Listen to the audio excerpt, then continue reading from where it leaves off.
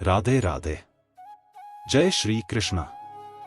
नमस्कार दोस्तों, जो भी माता लक्ष्मी की यह कथा ध्यान पूर्वक पूरी सुनता है, मां लक्ष्मी उसे धन धान्य तथा सुख समृद्धि प्रदान करती है।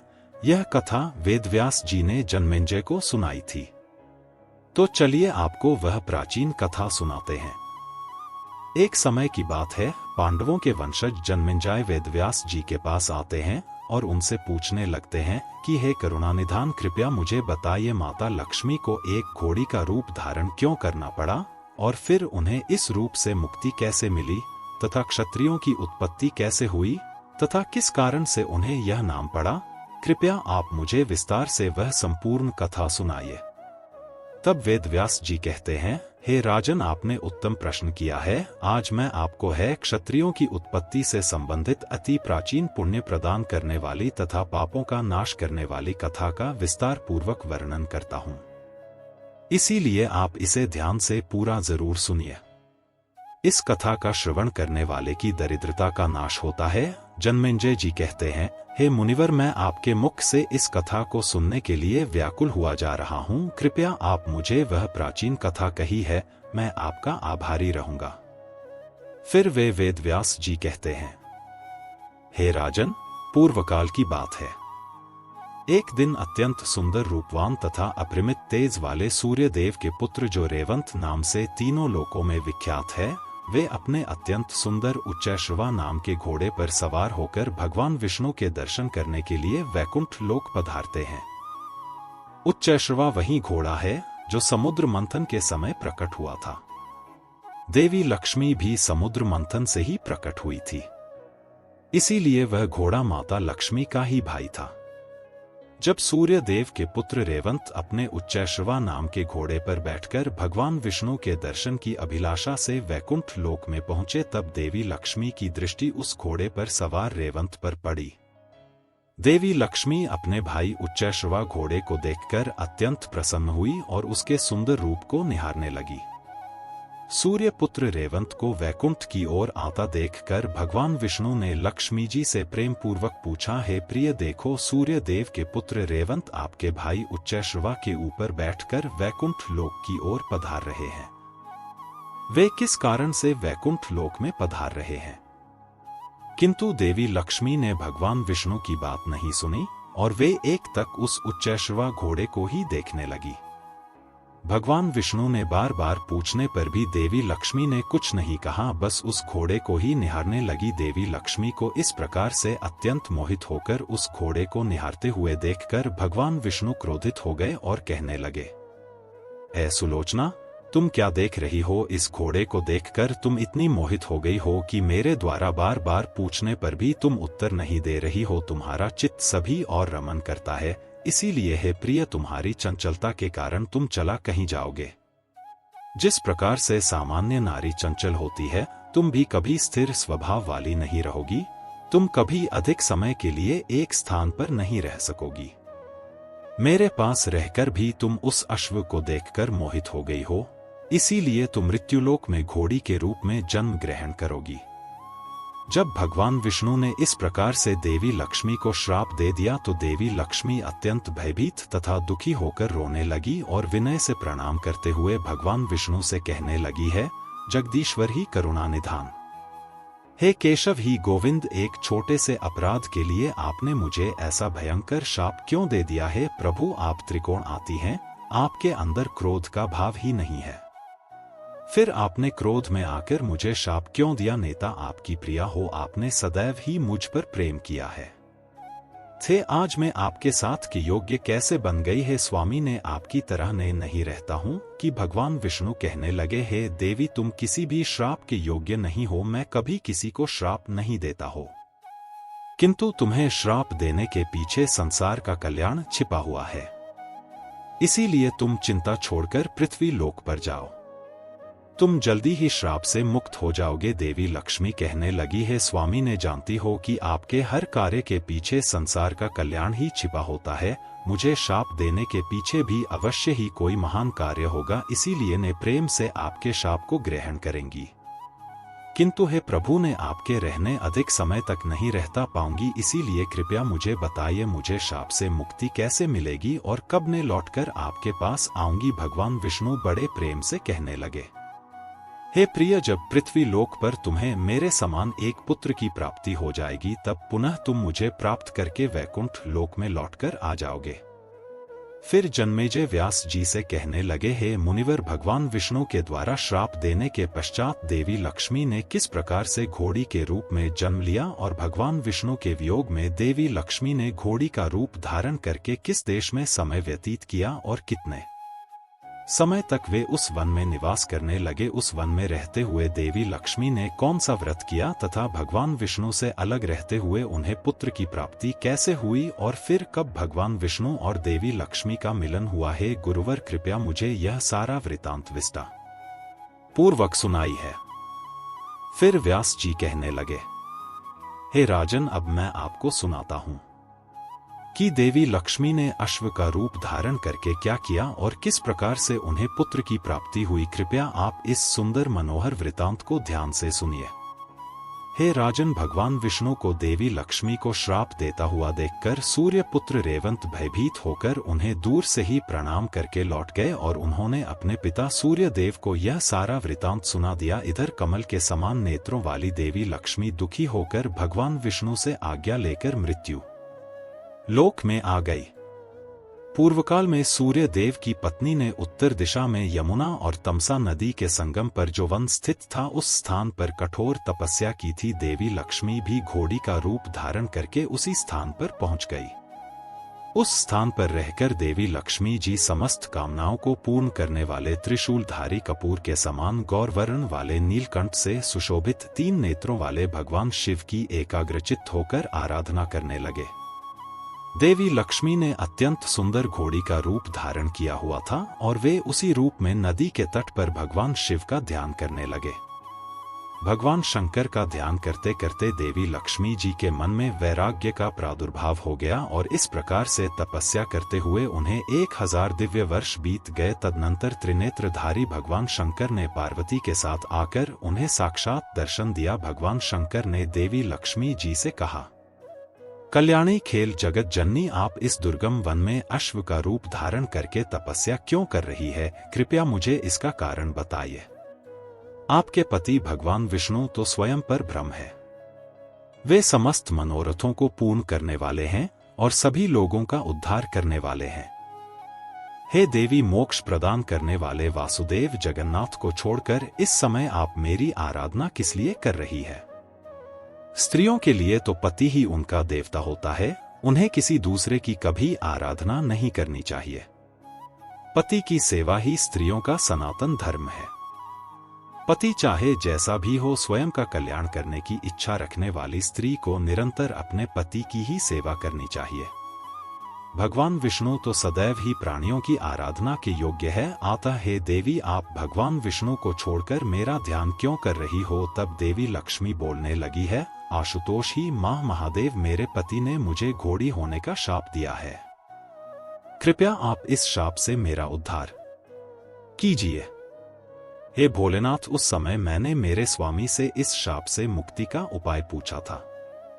तब उन्होंने मुझे यह उपाय बताया है कि जब पृथ्वी लोक पर मुझसे पुत्र उत्पन्न होगा तभी मैं शाप से मुक्त होकर वैकुंठ लोक वापस जा पाऊंगी।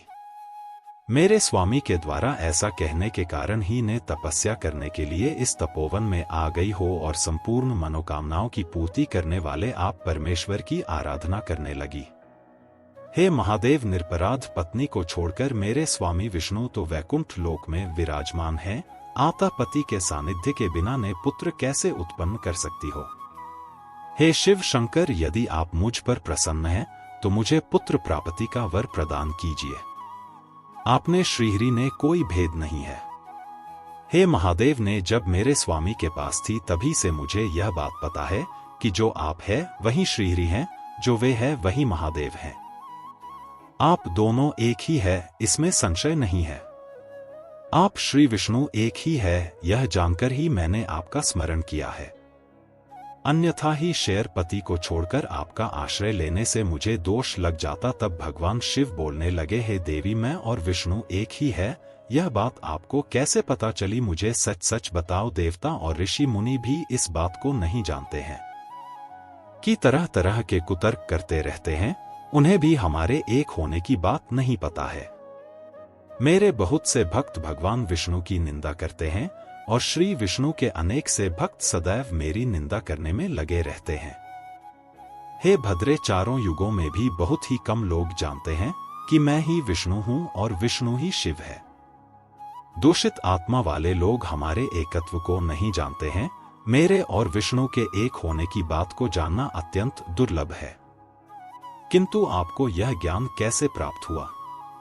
भगवान शिव के इस प्रकार से पूछने पर देवी लक्ष्मी जी ने भगवान शिव को एक प्रसंग सुनाना आरंभ किया। लक्ष्मी जी बोली, हे महादेव, एक बार भगवान विष्णु एकांत में पद्मासन पर बैठकर ध्यान करने लगे थे। जब मैंने भगवान विष्णु का ध्यान करते हुए देखा तो मुझे बड़ा विस्मय हुआ और मैंने बड़ी ही विनम्रता से उन्हें पूछा, हे स्वामी, समुद्र मंथन के समय जब मेरा जन्म हुआ तो सभी देवताओं में आपको ही सर्वश्रेष्ठ देखकर मैंने आपको ही पति के रूप में स्वीकार किया था। अतः ही सर्वेश्वर आप ही पर भ्रम है, तो आप किसका ध्यान कर रहे हैं? क्या आपसे भी कोई श्रेष्ठ देवता इस जगत में है?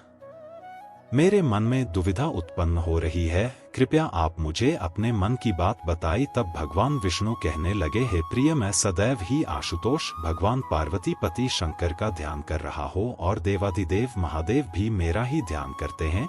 हम दोनों ही एक दूसरे का ध्यान करते हैं।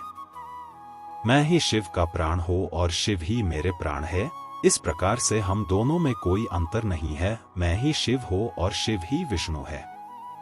थे प्रिय, मेरे जो भक्त भगवान शिव से द्वेष करते हैं, उनकी निंदा करते हैं, वे निश्चित रूप से नरक में पड़ते हैं, और जो शिव के भक्त मेरी निंदा करते हैं वे भी नरकगामी ही होते हैं। देवी लक्ष्मी भगवान शिव से कहने लगी, हे महादेव, इस प्रकार से मेरे स्वामी ने इस अत्यंत गोप रहस्य को मुझे बताया है, इसीलिए आपको भगवान विष्णु का परम प्रिय जानकर ही मैंने आपका ध्यान किया है। अतः हे महादेव, कृपया आप मुझे मेरे पति का सानिध्य प्राप्त हो ऐसा उपाय कीजिए। देवी लक्ष्मी के ऐसे वचन सुनकर भगवान शिव अत्यंत प्रसन्न हुए और मुस्कुराते हुए कहने लगे, हे देवी, धैर्य रखो, मैं तुम्हारी तपस्या से प्रसन्न हो तुम्हारे पति से मिलन अवश्य होगा, इसमें संदेह नहीं है। मेरी ही प्रेरणा से भगवान विष्णु अश्व का रूप धारण करके तुम्हें मिलने के लिए तुम्हारे पास आएंगे और उन नारायण के मिलन से तुम्हें उन्हीं के समान पुत्र प्राप्त होगा। वह पृथ्वी लोक पर राज्य करेगा और कीर्ति प्राप्त करेगा। इस प्रकार से पुत्र को प्राप्त करके तुम भगवान विष्णु के साथ वैकुंठ लोक को चली जाओगी और उनकी प्रिय हो जाओगी। आप दोनों का वह पुत्र एक वीर नाम से तीनों लोकों में ख्याति प्राप्त करेगा। उसी पुत्र से पृथ्वी पर है वंश का निर्माण होगा। हे देवी, तुम सदैव ही अपना मन भगवान विष्णु में लगाव, उन्हीं का चिंतन करो। यदि तुम्हारा चित्त अपने स्वामी में लगा होता तो तुम्हारा ध्यान उस घोड़े पर नहीं जाता। इसी कारण से ही तुम्हें यह श्राप लगा है। एक स्त्री का मन सदैव ही उसके पति में ही लगा रहना चाहिए। अब तुम इसी स्थान पर बैन कर अपने पति भगवान विष्णु की आराधना करो, उन्हीं का ध्यान करो, तुम्हें इस श्राप से शीघ्र मुक्ति मिल जाएगी। इस प्रकार से भगवान शिव देवी लक्ष्मी को वरदान देकर पार्वती सहित उस स्थान से अंतर्ध्यान हो गई है। फिर देवी लक्ष्मी उसी वन में बैठकर भगवान विष्णु का ध्यान करने लगी। एक घोड़ी के रूप में वे सदैव ही अपने पति को स्मरण करने लगी और अपने पति के अश्व रूप में आने की प्रतीक्षा करते हुए बार बार उनकी स्तुति करने लगी। इधर देवी लक्ष्मी को वरदान देकर भगवान शिव माता पार्वती को लेकर कैलाश पर्वत पर चले गए। वहां पहुंचकर उन्होंने देवी लक्ष्मी का कार्य सिद्ध करने के उद्देश्य से अपने कार्य कुशलगढ़ चित्ररूप को बुलाया और कहने लगे, हे चित्ररूप, तुम अभी इसी क्षण वैकुंठ लोक जाओ और मेरे शब्दों में यह भगवान विष्णु से कहकर उनसे प्रार्थना करो, जिससे वे अपने दुखी पत्नी को शोक मुक्त कर दें। भगवान शंकर के ऐसा कहने पर वह चित्ररूप शीघ्रता से भगवान शिव का संदेश लेकर वैकुंठ लोक की ओर निकल पड़ा। जब वह चित्ररूप वैकुंठ लोक पहुंचा तो उसने देखा कि वैकुंठ लोक के द्वार पर 4 भुजाओं वाले साक्षात भगवान विष्णु के समान रूप वाले जय विजय नाम के 2 द्वारपाल खड़े हैं। उन्हें देखकर चित्ररूप में उन्हें प्रणाम किया और उनसे कहने लगे, हे द्वारपालों, तुम लोग शीघ्र ही भगवान विष्णु के पास जाओ और उनसे कहो कि भगवान शिव द्वारा भेजा हुआ दूध उनके दर्शन करने के लिए उनके द्वार पर आया है। फिर भगवान विष्णु के पार्षद जय विजय शीघ्रता से भगवान विष्णु के पास जाकर उन्हें प्रणाम करके कहने लगे, हे प्रभु, भगवान शंकर का एक दूत आपके दर्शन करने के लिए आया है, वह द्वार पर खड़ा है। आप आदेश दीजिए कि उसे वैकुंठ लोक में प्रवेश दिया जाए अथवा नहीं। उस दूध का नाम चित्ररूप है। हम उसके आने का प्रयोजन नहीं जानते हैं। भगवान विष्णु महादेवी के दूध चित्ररूप के आने का कारण पहले से ही जानते थे, इसीलिए उन्होंने अपने पार्षदों से कहा है, पार्षदों, द्वार पर खड़े हुए भगवान शंकर के उस दूध को बड़े आदर के साथ यहाँ पर लेकर आओ। फिर वे पार्षद जय विजय द्वार पर खड़े भगवान शंकर के दूध के पास जाते हैं और उन्हें बड़े आदर के साथ वैकुंठ लोक में आने के लिए कहते हैं। तब वह चित्ररूप प्रसन्नता के साथ वैकुंठ लोक में प्रवेश करता है और अपने हाथ जोड़कर भगवान विष्णु के सामने खड़ा हो जाता है। अपने सामने हाथ जोड़कर खड़े हुए उस चित्ररूप को देखकर भगवान विष्णु की प्रसन्नता के साथ कहते हैं, ही चित्ररूप, वैकुंठ लोक में तुम्हारा स्वागत है। कैलाश में सब कुशल मंगल तो है ना? कहो तुम भगवान शिव की ओर से क्या समाचार लेकर आए हो? तुम्हें शिवजी ने आज वैकुंठ में किस प्रयोजन से भेजा है? शिव जी का कोई काम तो नहीं आ पड़ा तो मुझे बताओ। फिर वह चित्ररूप विनम्रता के साथ बोलने लगता है, गरुड़ ध्वज, हे जनार्दन, आपको मेरा प्रणाम है। आप तो सर्वज्ञ है, सब कुछ जानते हैं। आप यह भी अवश्य ही जानते होंगे कि मैं आज आपके पास किस प्रयोजन से आया हो। तथापि भगवान शंकर ने मुझे आपके पास जिस कारण से भेजा है वह मैं आपसे कह रहा हूँ। हे प्रभु, भगवान शिव ने जिन शब्दों में कहा है मैं उन्हीं शब्दों में आपसे कह रहा हूँ। देवेश, उन्होंने कहा है कि है विभव, आपकी भाया लक्ष्मी जी यमुना और तमसा नदी के संगम पर दुर्गम वन में तपस्या कर रही है। समस्त संसार के आराधना के योग्य एवं समस्त मनोरथों को पूर्ण करने वाली देवी लक्ष्मी घोड़ी का रूप धारण किए हुए है। देवी लक्ष्मी के बिना इस संसार का कोई भी प्राणी सुखी नहीं रह सकता है। जनार्दन, उनका परित्याग करने के पीछे क्या कारण है? हरि दुर्बल तथा निर्धन व्यक्ति भी अपनी पत्नी की रक्षा करता है। तब हे प्रभु, आपने बिना अपराध के देवी लक्ष्मी का त्याग क्यों कर दिया है? जिसकी भाया संसार में दुख प्राप्त करती है उसके जीवन को धिक्कार है। ऐसे व्यक्ति की तो शत्रु भी निंदा करते हैं। आपके सभी शत्रु इस समय लक्ष्मी को आपसे अलग होकर दुखी देखकर प्रसन्न हो रहे होंगे। इसीलिए ही जगत परते आप देवी लक्ष्मी जी को श्राप से मुक्त करके फिर से वैकुंठ लोक को लेकर आई है, अन्यथा अनर्थ हो जाएगा। सारा जगत देवी लक्ष्मी के बिना शोक और दुख से ग्रस्त है। पत्नी वियोग में आप भी दुखी है और मैं यह समझ सकता हूँ। कमल नयन, जब मेरी पत्नी सती दक्ष के यज्ञ में जलकर भस्म हो गई थी तब मुझे भी असहनीय दुख भोगना पड़ा था। जो सती दक्ष के यज्ञ में जलकर भस्म हो गई थी उसे मैंने बहुत समय तक आप ही की तपस्या करके पार्वती के रूप में पुनः प्राप्त किया था। हे प्रभु, आपने अपनी भार्या को अकेला छोड़कर 1000 वर्ष के समय तक अकेले रहते हुए कौन सा सुख प्राप्त कर लिया? इसीलिए है जगन्नाथ, आप देवी लक्ष्मी जी के पास जाएं और उन्हें श्राप मुक्त करके वैकुंठ लोक वापस लेकर आई है। आयुष्मान, आप भी अश्व का रूप धारण करके पतिव्रता धर्म का पालन करने वाली देवी लक्ष्मी के पास जाइए और उनसे पुत्र उत्पन्न करके वैकुंठ लेकर आई है। इस प्रकार से चित्ररूप में भगवान शिव का वह संदेश भगवान विष्णु को सुना दिया। चित्ररूप के मुख से भगवान शिव का संदेश सुनकर भगवान विष्णु ने कहा, ठीक है, महादेव का कथन सत्य है। मैं अवश्य ही अश्व रूप धारण करके देवी लक्ष्मी के पास जाता हूँ। फिर भगवान शिव का वह दूध चित्ररूप कैलाश की ओर लौट जाता है।